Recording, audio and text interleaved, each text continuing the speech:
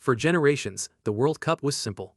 Every 4 years, football fans would cross oceans, empty savings accounts, and travel thousands of miles for a chance to be part of history.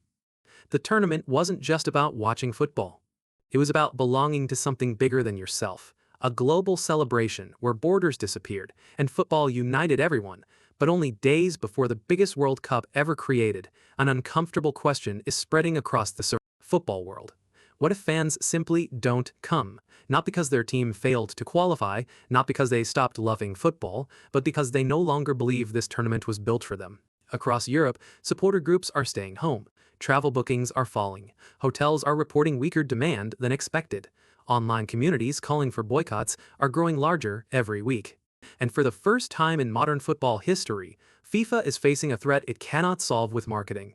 Because this crisis isn't happening inside the stadiums, it's happening inside the minds of the people who fill them.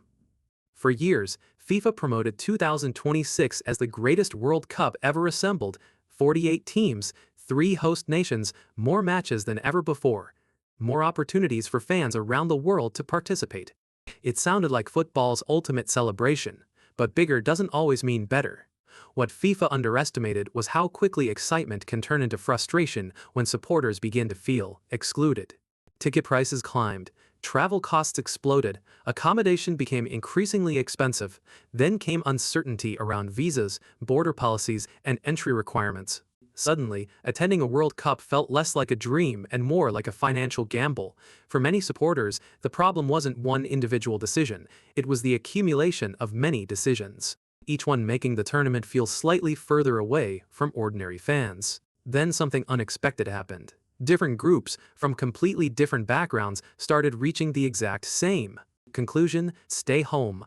The first warning signs appeared in Europe. Not from governments, not from football executives, from supporters themselves. Petitions began circulating. Fan groups started organizing discussions.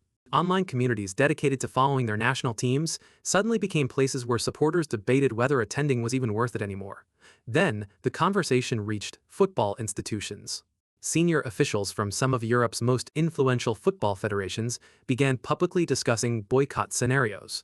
Most knew that national teams would never withdraw. The political and sporting costs would be enormous.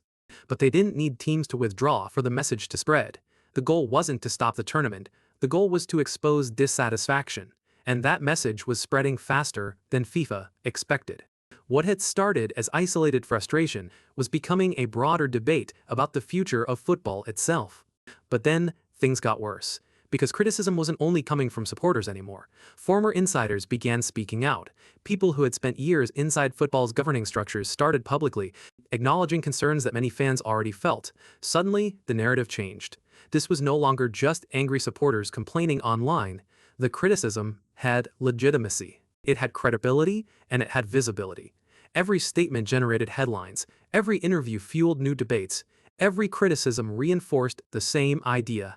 Something about this World Cup felt different, not because of football, but because of the environment surrounding it. FIFA could defend individual decisions, it could explain logistics, it could promote ticket packages. But rebuilding trust is much harder than selling tickets. The World Cup has always marketed itself as the world's most inclusive sporting event, a competition where every nation has a place, every culture has representation, every supporter belongs. But critics argue that 2026 exposed a contradiction. Millions of fans, whose teams qualified, suddenly faced obstacles that previous generations rarely encountered. Travel uncertainty, entry concerns, administrative barriers, rising costs, safety concerns. The result was a growing perception that attending the tournament had become a privilege rather than a possibility, and perception matters because football's power comes from emotion. The World Cup isn't valuable because of television cameras, it's valuable because people care enough to travel across continents to experience it together. Once supporters begin questioning whether they are welcome, the atmosphere changes, and atmosphere is impossible to manufacture. And this changed everything, because eventually every emotional problem becomes an economic problem. Airlines noticed it first, hotels noticed it next, tourism forecasts started shifting, visitor projections were revised, resale markets became increasingly volatile.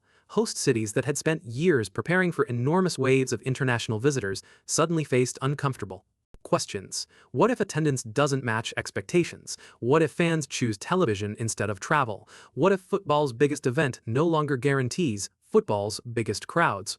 None of these trends alone would be alarming. Together, they create a picture that FIFA cannot ignore, because the modern World Cup isn't only a sporting event, it's an economic machine built on movement.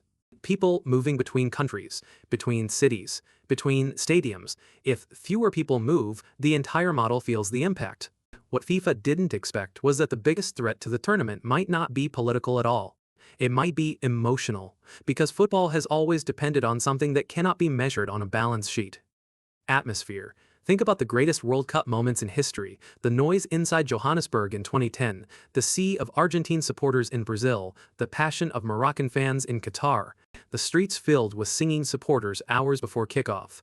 The World Cup has never been just a competition. It has always been an experience, an environment, a feeling that television cameras can capture, but cannot create.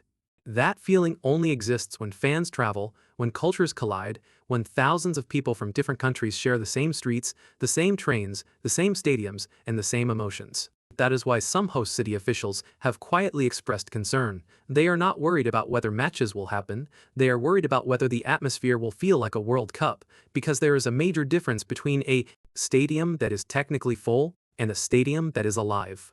A World Cup crowd isn't just a collection of spectators, it is part of the spectacle itself, the songs, the flags, the traditions, the spontaneous celebrations that turn ordinary matches into unforgettable memories.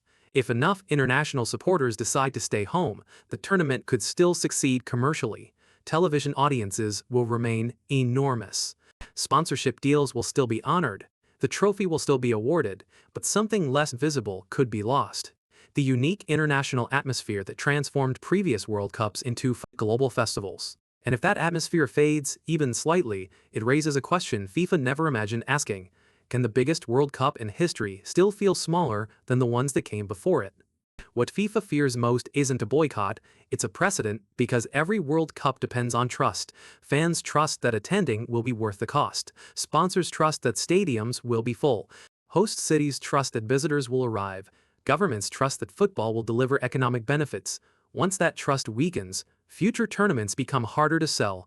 That's why 2026 matters far beyond the matches themselves, because the questions being asked today won't disappear when the final whistle blows. They'll follow FIFA into 2030, into 2034, into every future host selection debate.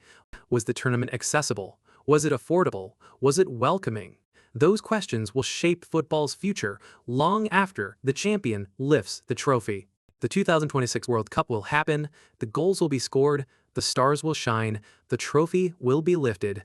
None of that is in doubt. The real question is, what happens afterward? Because history rarely remembers the marketing campaigns. It remembers the atmosphere, it remembers the fans, it remembers whether football's biggest tournament truly belonged to the world.